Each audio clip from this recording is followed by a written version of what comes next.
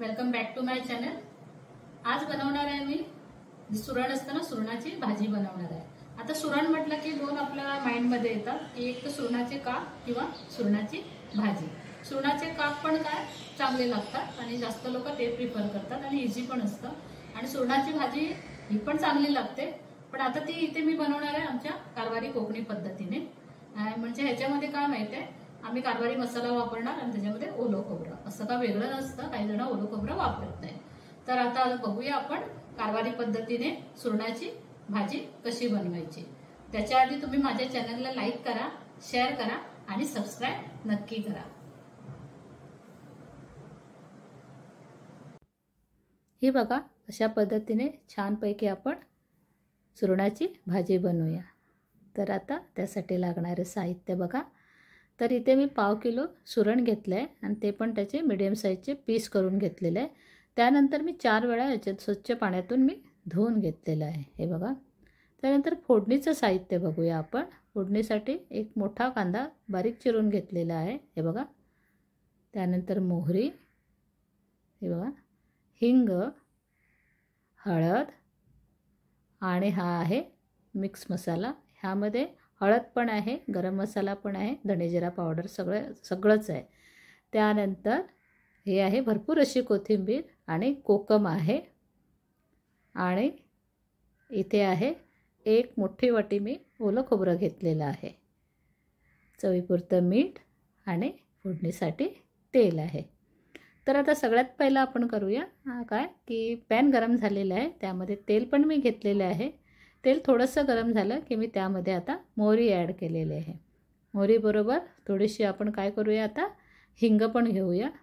आता तेल अगदी गरम झाल्यावर ती मोहरी आता तडतडणार, त्यासाठी मी काय करणार आहे, त्यावर मी काय करते, एक त्या भांड्यावर एक झाकण ठेवूया, जेणेकरून ती तडतडलेली मोहरी बाहेर नाही आली पाहिजे।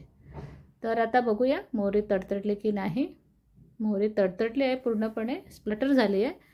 तर आता त्यामध्ये जो बारीक चिरलेला कांदा आहे ना, तो आपण त्यामध्ये आता ॲड करू। आता आपण बघू की हे व्यवस्थित, आता गॅसची फ्लेम मी काय केलेली आहे ना, तर मीडियम ठेवलेली आहे। या मीडियम फ्लेमवर आपण आता काय करूया, हे व्यवस्थित आता आपण काय करू, परतवून घेऊया। हे बघा, व्यवस्थित आता आपण काय करू, परतवून घेऊ। आणि थोडीशी मला याच्यामध्ये मी आता कोथिंबीर ॲड करते, कारण मला फोडणीवर कोथिंबीर खूप आवडते, म्हणून मी नेहमी माझ्या रेसिपीमध्ये फोडणीवर मी कोथिंबीर ॲड करते।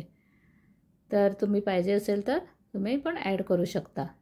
तर हा आता कांदा आहे ना, थोडा नरम होऊ दे, त्यानंतर आपण बाकीचे इन्ग्रेडियंट्स त्याच्यामध्ये ॲड करू। आता हा बघा, कांदा नरम झालेला आहे। आता आपण काय करूया, त्यामध्ये जे मसाले आहेत ना ते ॲड करू। हळद, त्यानंतर मिक्स मसाला।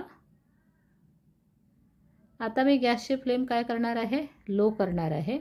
त्यानंतर आता हे मसाले आपण काय करूया, त्या फोडणीमध्ये मिक्स करून घेऊ व्यवस्थित, जेणेकरून मसाले करपले नाही गेले पाहिजे, म्हणून मी गॅसची फ्लेम आहे ना, मी लो करून घेतलेली आहे। तर आता आपण काय करूया, हे व्यवस्थित मिक्स करून घेऊ, आणि लो फ्लेमवर हे काय होणार माहिती आहे, मसाले व्यवस्थित भाजले जातील। आता काय करूया, आपण जे चिरून ठेवलेलं सुरण आहे ना, ते सुरण आपण त्यामध्ये ॲड करू। आता हे मिक्स करून घेऊया। मी आता गॅसची फ्लेम लो ठेवलेली आहे। हे बघा, त्याचा कलर बघा किती छान यायला लागला। व्यवस्थित मिक्स करून घेऊ। त्यानंतर आपण त्यामध्ये थोडंसं पाणी आपण ॲड करूया। पाणी पण आपल्याला जास्त प्रमाणात वापरायचं नाही आहे, कमी प्रमाणात वापरायचं आहे। कोकम ॲड करते, आणि आता काय करते मी, त्यामध्ये पाणी इक्वल प्रपोर्शनने, म्हणजे त्या लेवललाच पाहिजे, कारण काय माहिती आहे, तर ते वाफेवर आपल्याला अर्ध शिजवायचं आहे। चवीपुरतं मीठ। आता जर परत एकदा मिक्स करून घेते मी, आणि आता काय करूया, आता गॅसची फ्लेम मी मीडियम ठेवणार आहे, आता लो ठेवणार नाही, आणि ह्याच्यावर आता मी झाकण ठेवते। हे बघा, आणि हे काय करूया, आपण 15 मिनिट असंच मीडियम फ्लेमवर त्याला व्यवस्थित शिजू दे। आता 15 मिनिटांनी बघूया कसं झालं आहे. त्याचं पाणी ऑलमोस्ट 99% पाणी पूर्ण सुकलेलं आहे बघा. आणि तो शिजला गेलेला आहे. बघूया जरा. शिजला, हां, म्हणजे जवळजवळ 80% शिजला गेलेला आहे. तर आता आपण काय करूया, त्यामध्ये जे ओलं खोबरं आपण ठेवलं होतं ना, ते आपण त्यामध्ये आता ॲड करूया. मी ओलं खोबरं थोडं जास्त घेतलेलं आहे, कारण त्याला ओलं खोबरं जास्त टाकलं की टेस्ट खूप येते छान. तर आपण आता हे व्यवस्थित मिक्स करून घेऊ. तर वाफ येते, कॅमेरावर वाफ येते. आणि हे आता काय करूया माहिती आहे, आत्ता गॅसची फ्लेम मी लो करणार आहे, कारण मीडियमवर मी केलेलं ना.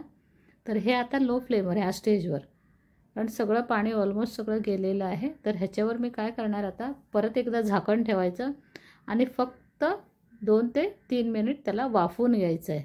म्हणजे तो मसाला आणि ते ओलं खोबरं वगैरे सगळं व्यवस्थित शिजलं गेलं पाहिजे. आता 5 मिनिटांनी आपण 2 मिनिटांनी आपण बघितलं तर बघा, तो वाफेवर पण पूर्ण जो अर्धा थोडासा होता ना शिजायचं, ते पण सगळं शिजलं गेलेलं आहे. आणि चिकट पण बिलकुल झालेली नाही भाजी. काही जणांची काय असते, ओव्हर कुक होऊन ती भाजी खूप मॅशी होते. पण आता बघा किती छान झाली आहे भाजी. त्याच्यावर थोडीशी कोथिंबीर गार्निशिंगसाठी, हे बघा. आणि आता मी गॅसची फ्लेम काय करते, ऑफ करते. आणि रेडी टू सर्व आहे. तुम्ही पण ह्या पद्धतीने नक्की बघा, करा.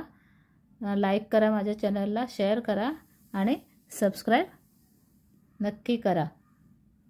थँक्यू.